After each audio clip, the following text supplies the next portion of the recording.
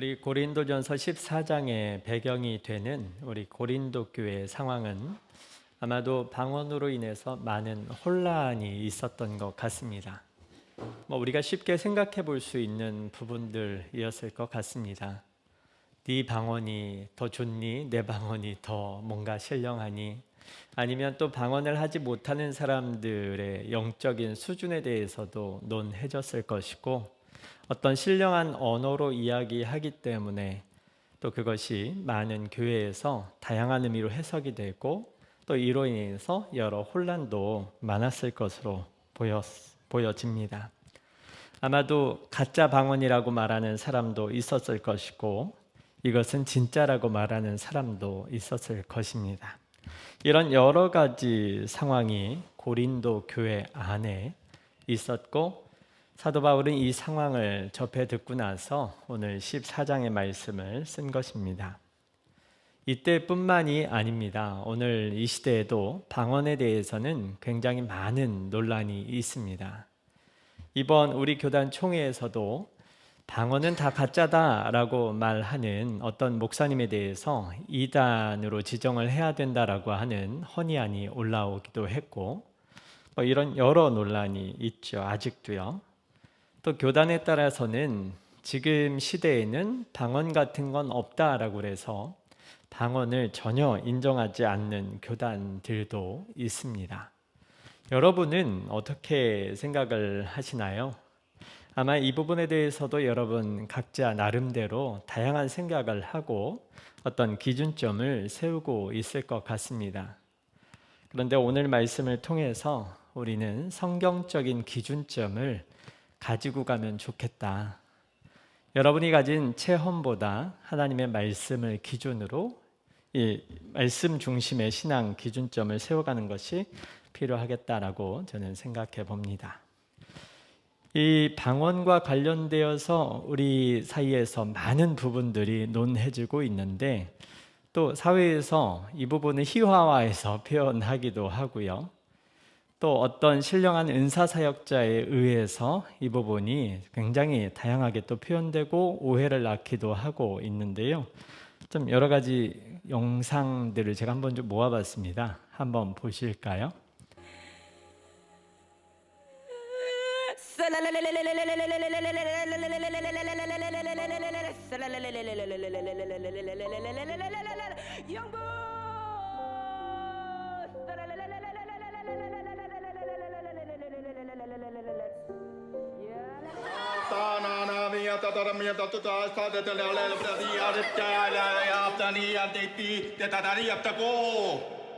누구든지 목마르거든 내게로 와서 Spiro shakarabo hollagarabo yamma haraba haraba haraba haraba harabo sunya blu blu blu ako she she she she she she she she she she she she she she she she she she 오사소소소 하이 소프라노로 크게 됐죠? 그걸 잘 모르시. 목에 힘을 주는 게 아니고 배에 힘을 줘야 됩니다. 배에 힘을 팍 주면 목에 힘이 안 들어가요. 그래서 배에 배에 힘을 주고 하는 겁니다. 자, 하나 둘 셋 하면은 자 강력하게 시작합니다. 눈 감고 5번을 세면서 합니다. 하나 둘 셋.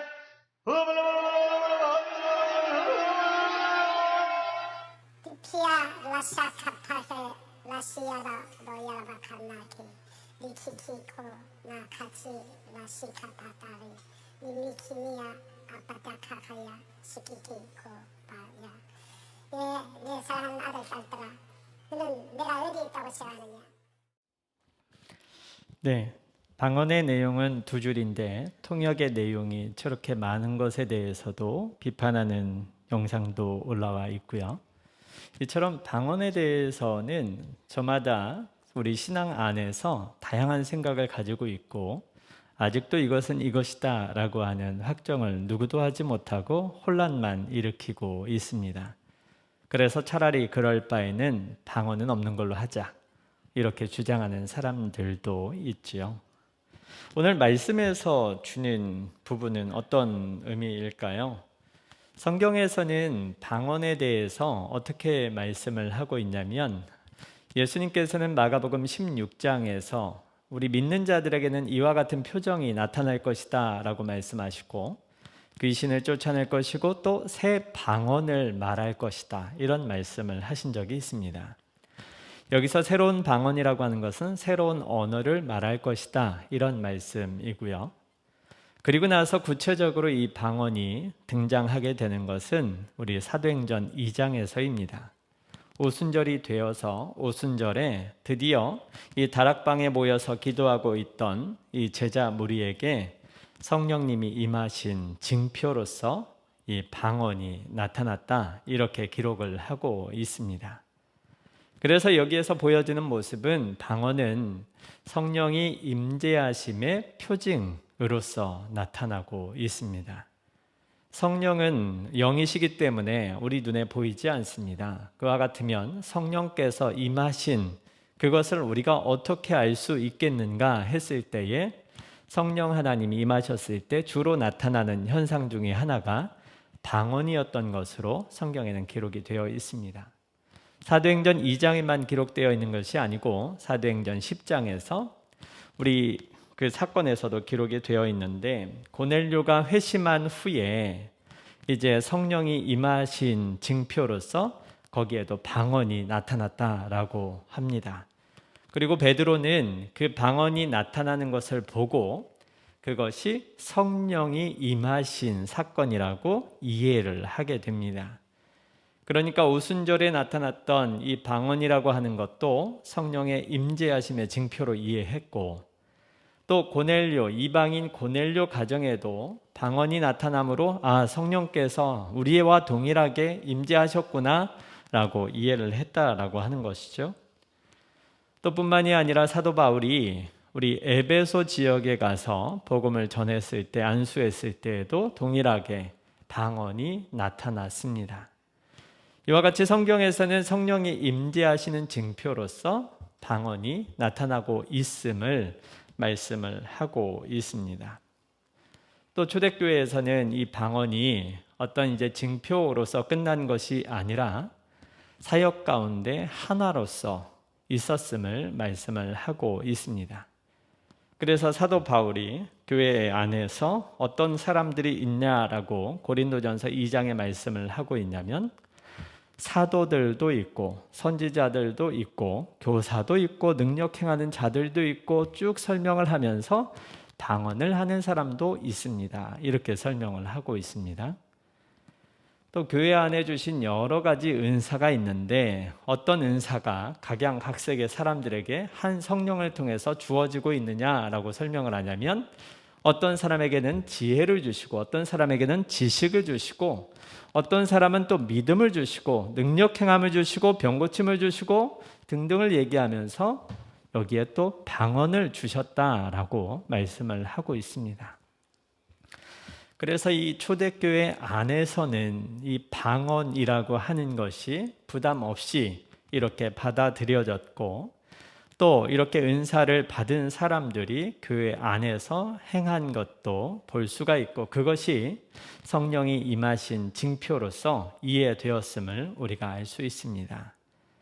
그런데 문제는 오늘 고린도전서 14장처럼 교회 안에서 이것이 어떤 사람의 우월함이나 또 어떤 사람을 신앙의 밑으로 내려보거나 이것이 진위의 의미를 가지거나 하는 등의 문제로 왜냐하면 성령이 임하실 때 나타나는 현상이었기 때문에 그 사람은 성령을 받은 것이고 방언을 받지 못한 사람은 성령을 받지 않은 것이고 오늘날에도 문제가 되고 있는 이와 같은 현상이 이 당시에도 일어났을 가능성이 큽니다.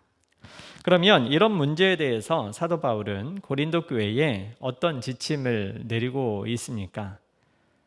여러분 아까 영상에 보셨던 것처럼 우리가 드라마를 봤을 때는 명확하게 저런 사기꾼들 이렇게 평가할 수 있을 것입니다만 제가 만약에 화면을 블러 처리를 다 했다면 어떻게 생각했을까요? 사실 앞에 나온 것이나 뒤에 나온 것이나 크게 다르지 않습니다. 드라마와 실제로 행하는 것 사이의 방언의 차이가 크지 않습니다. 사람들이 신령하다라고 믿고 저 방언의 은사를 받아야지 해서 따라다니는 그 사람하고 통역의 은사를 정말 대단하구나 해서 영적으로 추앙하는 그 사람하고 만약에 제가 다 가림을 했다면 여러분은 분별하지 못했을 것입니다. 차이가 없습니다. 그래서 교회 안에서 어떤 사람이 내가 방언을 하고 이것이 신령한 천사가 주는 말이다 라고 한다면 여러분 거기에 대해서 선뜻 어떤 말도 하지 못할 것입니다.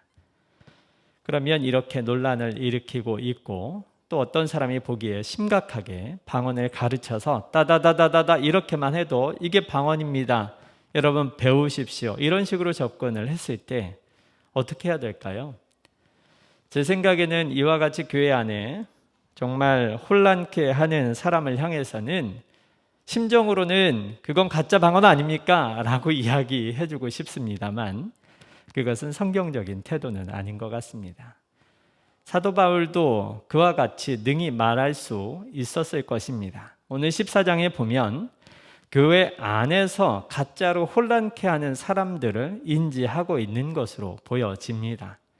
그런데 사도 바울은 방언을 그런 사람은 따따따따 이런 방언 하지 마십시오. 왜 가짜로 합니까? 이런 식으로 이야기하는 것이 아니라 방언에 대해서 오히려 자세히 설명을 해주고 어떤 방향으로 교회가 이 은사에 대해서 처리해야 되는지 지혜롭게 설명을 하고 있습니다. 그러면 어떤 내용이 나타나 있는가? 방언은 무엇입니까? 방언은 하나님께만 말하는 언어다라고 정의하고 있습니다. 2절에서도 방언은 하나님께만 하는 것이고 영으로 비밀을 말하는 것이라고 언급합니다.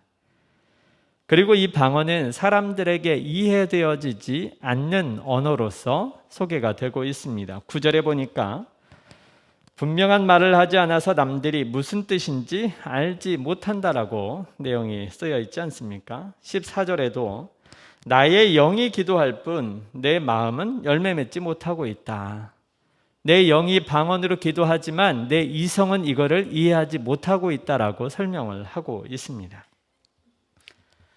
이것을 통해 볼 때 이 고린도 교회에 행해졌던 이 방언은 사도행전 2장에서 있었던 사도행전 2장에서 나타났던 방언은 각 나라의 지방의 방언이었습니다. 다른 언어였습니다. 그러나 여기에서 행해진 방언은 그런 다른 의미로 언어로 말해지는 것은 아니었던 것으로 보여집니다. 오히려 의미를 사람들이 알아들을 수 없는 이상한 소리를 읊조리는 형식으로 되어지는 방언이 나타났던 것으로 보여집니다. 그런 부분에 있어서 이 방언이 자기에게는 은혜가 되고 신비함을 경험을 하기 때문에 자기 신앙에는 덕이 될 수 있지만은 이와 같은 방언은 4절에서 보니까 자기에게 유익이 될 뿐 교회에는 덕이 되지 않는다라고 말씀을 하고 있습니다. 여러분 사도 바울은 방언을 했을까요? 못했을까요? 방언을 하는 사람이 이런 것에 대해서 교훈을 하는 것과 방언을 하지 못하는 사람이 이런 말을 하는 것은 받아들이는 사람이 굉장히 큰 차이가 있었겠죠. 사도 바울은 다른 사람들보다 더 많은 방언을 할 수 있음에 감사하다라고 이야기했습니다. 이것이 다른 언어로 된 방언을 더 많이 말할 수 있다는 것인지 아니면 방언으로 더 많은 시간을 기도하고 있다는 것인지는 불분명하지만 어쨌든 방언 기도하는 것에 대해서 바울은 다른 성도들보다 더 많이 알고 더 체험하고 있었던 것은 분명해 보입니다. 그런데 그는 공공연하게 교회에서 드러내어서 방언 기도하지는 않았습니다. 그것이 본인이 지금 고백하고 있는 것입니다. 왜 그랬습니까? 앞에서 말한 내용 때문입니다. 그것이 사도 바울도 방언으로 말하는 것, 방언으로 기도하는 것이 다른 사람들에게 이해되어질 수 있는 언어가 아니었기 때문입니다. 그러면 그것이 자기에게만 유익이 될 뿐 그것이 소리로 행해져서 다른 사람 귀에 들어갔을 때에는 그것은 소음에 불과하기 때문입니다. 그래서 바울은 무엇이라고 이야기합니까?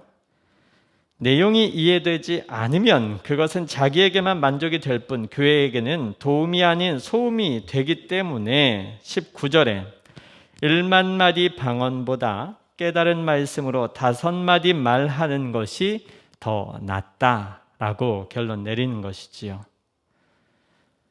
사도 바울이 방언에 대해서는 이렇게 말하지만 그는 방언을 부정적으로 생각하지는 않고 있습니다.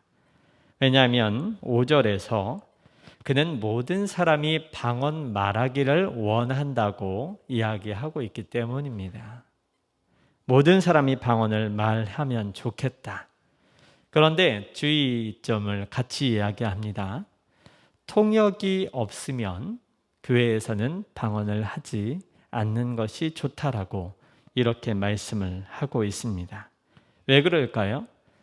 그 방언을 그렇게 하는 것이 통역이 없이 자기도 이해되지 않고 혹은 자기가 통역할 수 있어서 이해되는 경우가 있을 수도 있겠습니다만 그것이 교회에 온전히 통역되어서 전파되지 않는 한 그것은 자기에게 의로움만 되고 이해되지 않는 말로서만 남기 때문입니다.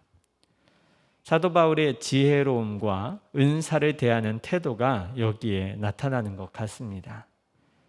그런 건 하지 마십시오라고 말할 수도 있을 것을 바울은 오히려 방언을 금하지 말라고 하고 모든 사람이 방언 말하기를 원한다고 하고 그러면서도 방언이 가지는 교회 안에서의 이 혼란 때문에 통역함 없이는 방언을 하지 말라고 이야기를 하고 있습니다. 그리고 또 더 지혜롭게 이렇게 이야기합니다. 예언하는 것을 더 사모하라고요. 예언은 교회에 드러내어서 많은 사람들에게 회개함을 주는 메시지가 될 수 있고 위로의 메시지가 될 수 있습니다. 이것은 성령이 주셔서 하지 않는 이상 예언의 메시지로 받아들여지지 않거나 또 예언이 주님께서 주시는 완전한 메시지가 아닌 이상 그 사람도 용기 있게 하지 않을 것입니다. 그래서 사람들이 알지 못하는 방언보다는 오히려 여러분은 예언하기를 더 사모하라. 참 지혜로운 말 아닌가 싶습니다. 내가 아무렇게나 하는 이것이 교회에 나가서 나의 신앙의 의로움으로 드러나서 혼란을 시키는 것보다는 차라리 예언을 함으로 교회에 공공연하게 인정을 받고 그 말씀이 교회에 덕이 되게 하라고 하는 것이죠. 그러나 이 14장에서는 방언과 예언 이런 은사의 어떤 것이 더 좋은가 높은가를 논하는 것이 주제가 아닙니다. 여기에서 중요하게 사도 바울이 결론 내리고 있는 것은 모든 것은 덕을 세우기 위해서 해야 된다라고 하는 것이죠. 자신의 유익으로 신앙생활을 하는 것에 초점이 아니라 교회에 덕을 세우는 것에 초점을 맞춰야 된다라고 하는 것입니다. 그래서 이와 같은 결론을 내리는 이 14장의 메시지, 교회에 어떻게 하라고 중요하게 강조하고 있습니까? 우선 방언과 관련해서 통역하는 자가 없으면 교회에서는 잠잠하라. 이것이 방언에 대한 결론입니다. 자기 혼자서 하나님께만 기도하라고 말씀합니다. 통제할 수 없는 사건이 아니라 이것은 이성으로 제어가 가능한 사건이기 때문입니다. 그러면서 교회 안에서 이와 같은 은사들도 역시 품위 있고 질서 있게 해야 함을 말씀하고 있습니다. 여러분, 어떤 신령한 은사에 이런 게 필요합니까? 우리가 그동안 보아왔던 은사를 행하는 사람이나 어떤 분위기는 이런 신령한 영적 은사는 이런 품위와 질서는 세상의 언어지 다 필요 없는 것 아니었습니까? 그런데 사도 바울은 영적 은사도 교회 안에서 교회의 덕이 되게 해야 되고 품이 있어야 되고 질서 있게 해야 된다라고 말씀하고 있습니다. 그동안 교회에서 가르쳐준 것과는 너무나 다른 부분이지요. 그래서 품위 있고 질서 있게 하려면 어떻게 해야 됩니까? 통역하는 사람이 없다면 그 사람은 집에서 방언 기도하는 것입니다. 하나님께만 혼자 기도하라는 것이죠. 이해하지 못하는 언어를 공중에서 시끄럽게 해야 된다면 다른 사람에게는 또 교회에게는 폐가 될 수 있기 때문입니다. 그런데도 불구하고 이것이 천상의 언어라고 해서 멈출 수 없다고 말한다면 그것이야말로 성경적이지 않은 자의적으로 행하는 잘못된 교회에 덕을 끼치지 않는 행동이 되는 것입니다. 여러분, 예언에 대해서도 사도 바울은 예언하는 것은 예언하는 사람의 영을 속해 있다라고 말하고 있습니다. 곧 이성적으로 예언에 대해서도 조절할 수 있다라고 하는 것이지요. 예언을 하기 때문에 누군가 예언하는 것을 막으면 하나님의 뜻을 가로막는다라고 이런 식으로 말하는 것은 옳지 않다라고 하는 겁니다. 예언도 차례를 따라서 해야 되고 먼저 예언하는 사람이 아무리 귀중한 말씀에 예언을 한다 해도 그 뒤에 또 다른 예언을 다른 사람을 통해서 주셨다면 앞서 예언하는 사람은 멈출 수 있어야 합니다. 여러분, 이와 같은 절제가 되겠습니까? 해야 됩니다. 이것이 진짜 은사를 사모하고 성령의 역사를 경험한 사람의 태도입니다. 이것이 가능합니다. 영적인 은사라고 정말 멈출 수 없는 기관차가 달리는 것과 같이 교회 안에서 돌진해서는 안 되는 것입니다. 그래서 예언도 방언도 교회의 유익을 위해서는 멈출 수 있어야 한다. 순서를 따라 해라. 아무 때나 질서 없이 하는 것이 아니라 이성적으로 제어하면서 해야 된다 말씀합니다.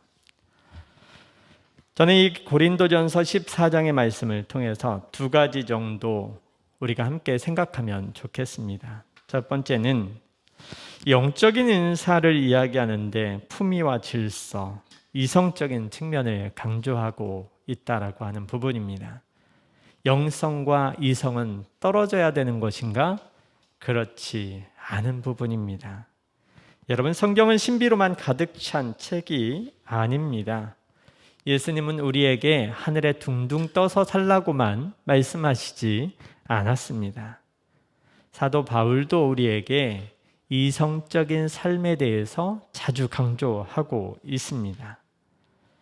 그래서 혹시 그리스도인의 삶을 신비로만 설명을 하고 영적인 것으로만 풀어서 설명을 하고 현실적인 이성적인 삶은 무시하고 있다면 그 사람은 단언코 바른 신앙인은 아닐 것입니다. 또 이와 같이 이끌고 있다면 그 사람은 바른 은사 사역자도 아닙니다. 그런 사람들이 미혹하지 않도록 여러분이 주의하실 수 있기를 바랍니다. 여러분, 하늘의 일은 우리 인간들이 그렇게 많이 알지 못합니다. 욥기를 보면 하나님께서 세상에서 유일하게 3번씩이나 반복해서 온전한 사람이라고 평가했던 욥마저도 하늘에서 어떤 일이 일어나고 있는지 몰랐습니다. 끝나고 나서도 하나님은 제대로 설명조차 하지 않으십니다. 우리의 인생은 이와 같습니다. 이 땅에 종말적 삶을 사는 또 연약한 육신의 몸을 입고 사는 우리는 하나님께서 만드신 것조차 창조조차 제대로 이해하지 못하고 있고 하나님께서 앞으로 행하실 일에 대해서도 우리는 짐작조차 못하고 있습니다. 그저 보여주시는 그것을 보고 감사하고 고백할 수 있을 뿐입니다.